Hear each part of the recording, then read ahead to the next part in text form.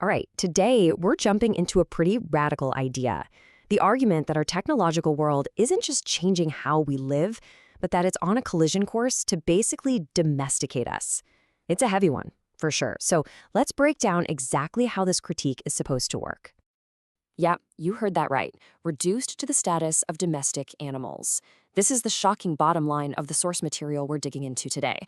And look, that's not just for shock value. It's presented as the logical, inevitable conclusion of the path our tech-driven system is on. So how on earth could we get to a point like that? How could anyone possibly argue we're on a path to becoming domesticated? That's the huge question on the table. And in this explainer, we're going to unpack the logic step by step to really understand this very challenging idea. Okay, so the whole argument kicks off with one big claim. For our industrial technological system to survive and keep growing, controlling human behavior isn't just a nice to have, it's an absolute must. And the thing is, this isn't some evil plan. It's presented as a built-in survival instinct of the system itself. Now, at the very heart of this is a concept called the power process. The source says this is a basic psychological need we all have. We need to have goals, we need to put in the effort to reach them, and we need to feel like we did it ourselves, autonomously. So what happens when the system messes with that? When it makes our work feel meaningless or strips away our control? Well, you get massive psychological stress, frustration, and people start to rebel. And this is where you really see the core conflict, right? On one side, you've got the system. It needs everything to be efficient, stable, predictable, like a well-oiled machine. But on the other side, you've got us, with our need for the power process, our need for autonomy, and let's face it, our unpredictability. The source argues these two sets of needs are basically incompatible. So with this constant friction between what the system wants and what humans need, something's about to give. So how does the system manage all the stress and pushback it creates? Well, according to this critique, the first layer of control is the sneakiest one: psychological manipulation. It's all about shaping what we think, what we desire, and even how we feel. And these are the main tools it supposedly uses. You've got propaganda, of course, shaping our worldview through mass media. Mass entertainment is there to give us an escape from our frustrations. Then there's education and even parenting techniques, which are designed to mold us with system-friendly values. And finally, mental health itself is often framed as a way to adjust people to society, rather than fixing the problems in society that are making them sick. And this is where that line between propaganda and education gets really, really blurry. If the system benefits from the message, it's just called education. If the message challenges the system, well, it's dismissed as something else entirely. It's all about who controls the narrative. And entertainment, it's not just about having fun. In this view, it's a critical pressure release valve. It gives us an outlet to escape the very anxieties that the system creates, which in turn allows the system to keep chugging along without collapsing under all that psychological weight. But, just trying to shape our minds isn't always enough. So the next layer of control is a whole lot more direct. We're talking about physical coercion and an ever-expanding maze of rules that dictate what we can and can't do in the real world. And this is where technology becomes a massive amplifier.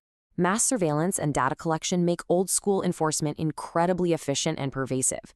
At the same time, our lives get more and more tangled up in complex regulations, closing in on our freedom of action in all the areas that really count. This table breaks it down perfectly.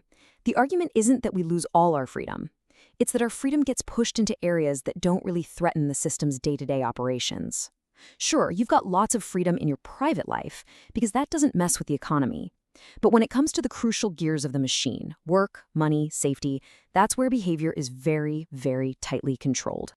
And that leads us to the final and, frankly, the most chilling part of the prediction.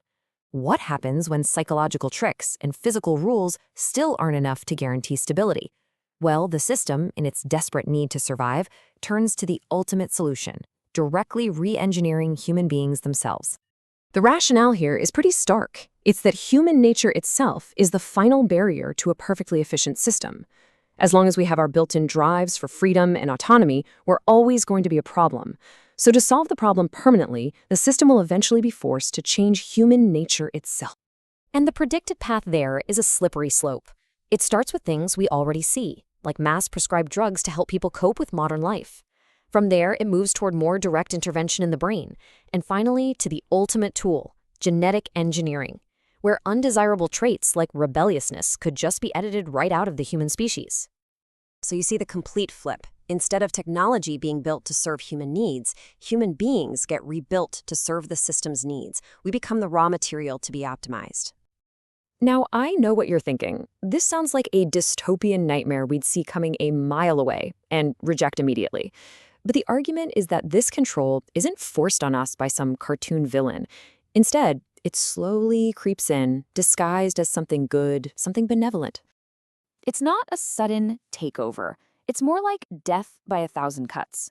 It's a slow, incremental process where each new technology, each new little bit of control, is presented as a totally rational solution to some immediate problem. Each step feels like progress, not a step towards tyranny.